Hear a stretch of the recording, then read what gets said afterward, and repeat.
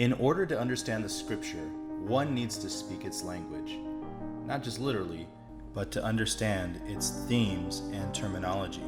And one common theme that we see throughout the scriptures is that of measurement, especially the measurement of a cubit. Can we ascertain how big a cubit is after so long? Let's find out.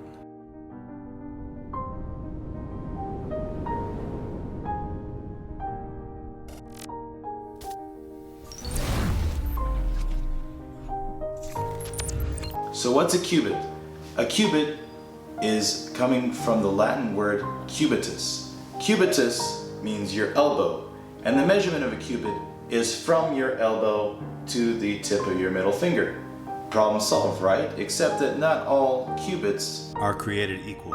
As there are people of varying sizes, cubits are also of varying sizes. Here are some of the measurements and the different measurements of a cubit that existed. The ancient Egyptians had a royal cubit called Me Niswat that was between 20.6 inches to 20.7 inches, or 52.4 to 52.7 centimeters.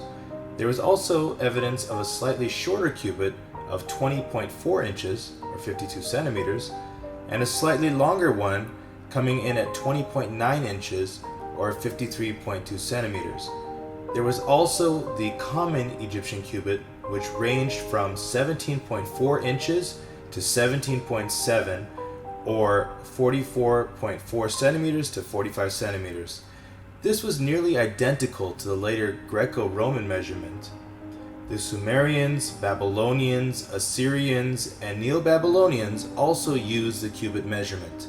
It ranged from 19.4 inches to 19.8 inches, or 49.4 to 50.4 centimeters.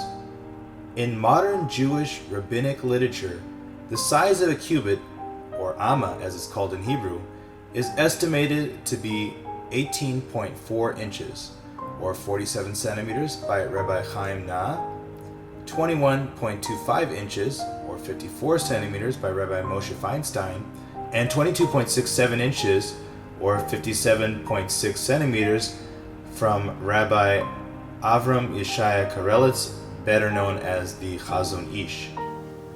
As an interesting aside, I heard once from an archaeologist that the 54 centimeter measurement actually corresponds very well with the archaeology here in the land of Israel.